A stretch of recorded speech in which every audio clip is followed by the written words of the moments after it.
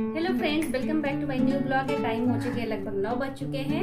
आज आप जानते ही होंगे अभी श्राद्ध का टाइम चल रहा है, यानी तर्पण का टाइम चल रहा है। इन दिनों 15 दिन के लिए श्राद्ध की यानी अपने पितरों की पूजा पाठ के लिए, उनको याद करने के लिए दिन का समय चल रहा है और ये एक हफ्ते होते हैं।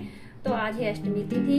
उसी तिथि के अनुसार आज हमारे पिताजी यानी ससुर जी का श्राद्ध है और हम श्राद्ध में क्या क्या बनाएंगे, कैसे पूजा करेंगे, आपको इस वीडियो में देखने को मिलेगा। तो वीडियो पसंद आए तो वीडियो को लाइक शेयर एंड सब्सक्राइब करना बिल्कुल भी ना भूले।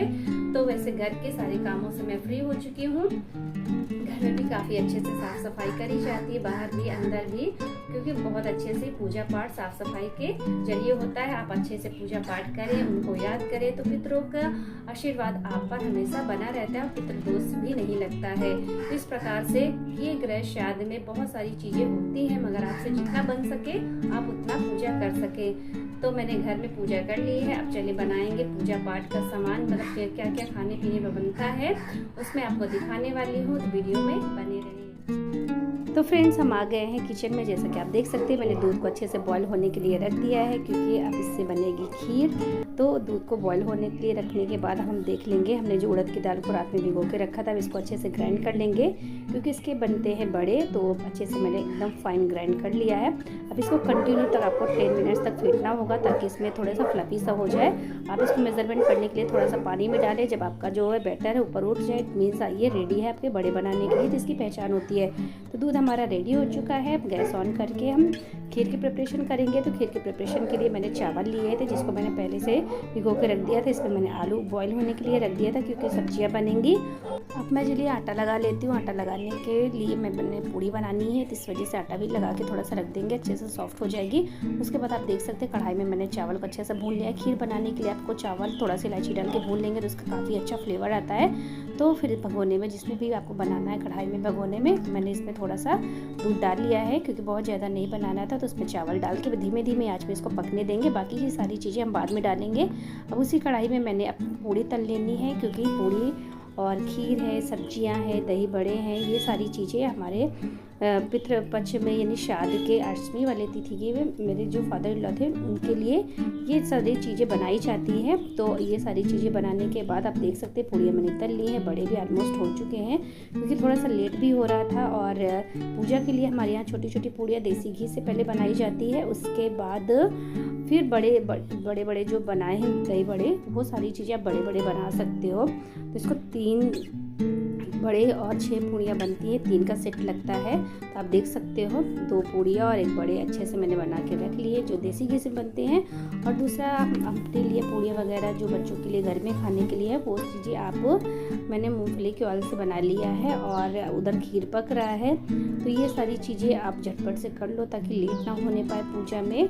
तो पूड़ियाँ हमारी ऑलमोस्ट रेडी हो चुकी हैं, सारी चीज़ें प्रिपरेशन में हो चुकी हैं।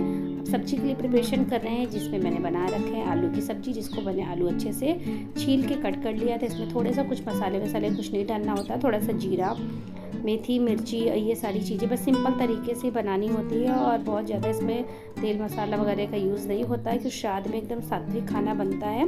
तो आलू की सब्जी ही मोस्टली बनती है, क्योंकि बहुत सारी सब्जियां अवॉइड करी जाती है पितृपक्ष में, जैसे बैगन है, लौकी है, ये सारी चीज़ें नहीं खाई जाती है। तो आप देख सकते हैं आलू की सब्जी भी झटपट से बन गई है। इसके बाद हम बनाएंगे दही बड़े, बड़े से, यानी बड़े साइज के। जो छोटे छोटे हैं वो पूजा पे अलग से बनते हैं, और ये जो खाने पूरी थाली निकाली जाती है, इसको ब्राह्मण को भी आप दे सकते हो, गरीबों को दे सकते हो, या तो फिर ना मिले तो गाय को आप खिला सकते हो। ये पूरा थाली सज के रेडी करना है, तो जिसके लिए मैंने बड़े बना के अच्छे से फ्राई करने हैं।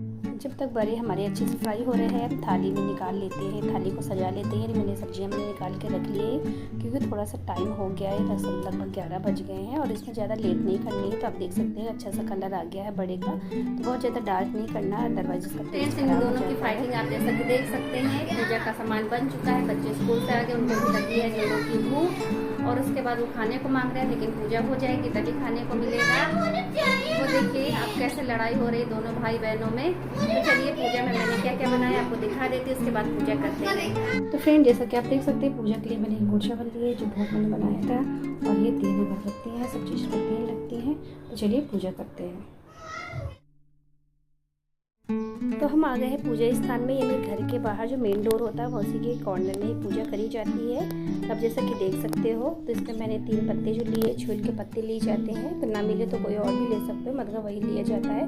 उसके बाद इसमें थोड़ा सा जल वगैरह छिड़केंगे। कंडी को मैंने पहले ही लगा लीजिए, इसमें हवन भी करते हैं। हवन के लिए मैंने गुड़ और घी लेकर है, तो फूल वगैरह चढ़ाएंगे। और पूजा के लिए मैंने 1 बड़े और 2 पूड़ियों का सेट मैंने लेके रखा हुआ है। अब अगरबत्ती वगैरह जला रही है, क्योंकि इसमें ये वाली पूजा में, यानी श्राद्ध की पूजा में अगरबत्ती का इस्तेमाल करते हैं। तो हवन वगैरह कर लिया है, प्रसाद को मैंने पत्तों में लगा दिया और 1 गिलास पानी रख दिया है।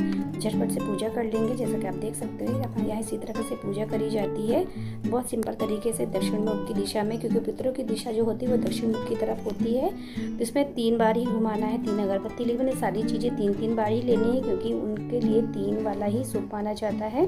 इसलिए नॉर्मल तरीके से 3 चीज़ें हम लोग, जैसे कि रोटी, पराठा, पूरी है, तो किसी को देना होता है तो 3 चीज़ें नहीं दी जाती, क्योंकि ये सिर्फ पितरों के लिए का 3 का सेट बना के दिया जाता है और हर चीज़ 3 में ही इनको करी जाती है। तो प्रेयर वगैरह मैंने कर लिया है, और जो गलती वगैरह हो अपने पितरों से क्षमा मांग सकते हैं, क्योंकि पितृदोष के कारण घर में बहुत सारी चीज़ें होती हैं, जैसे लड़ाई झगड़े वगैरह होते हैं, बरकत नहीं होती है, इसलिए पितरों को खुश रखना भी ज़रूरी होता है। तो प्रेयर करने के बाद जो भी खाना बचेगा उसको हम ले चलेंगे। मैंने पूजा कर ली है, उसके बाद चलेंगे, जो सामान हमने चढ़ाए हैं उनको कौवा और जितने भी पशु पक्षी मिल जाते हैं उनको खिलाएंगे। तो चलिए मैं आपको ले चलती हूँ पार्क, जगह ली है, चलिए चलते हैं सारी पूजा को देने के लिए पार्क में।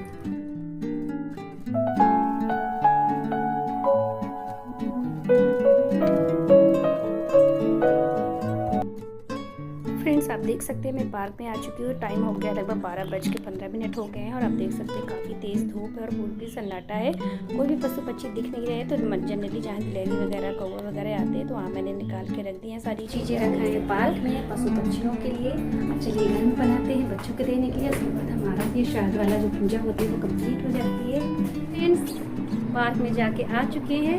अब ये देखिए बच्चों का टीवी भी चालू हो चुका है। उसके बाद बच्चों को देंगे, खाएंगे, क्योंकि काफ़ी लेट हो चुका है। फ्रेंड्स, आज का ब्लॉग हमारा यहीं तक। आई होप आपको देखने और मेरे को मिली होंगी। वीडियो पसंद आए तो वीडियो को लाइक, शेयर एंड सब्सक्राइब करना ना भूलें। मिलते हैं ऐसे ही वीडियो में। Bye bye, thanks for watching.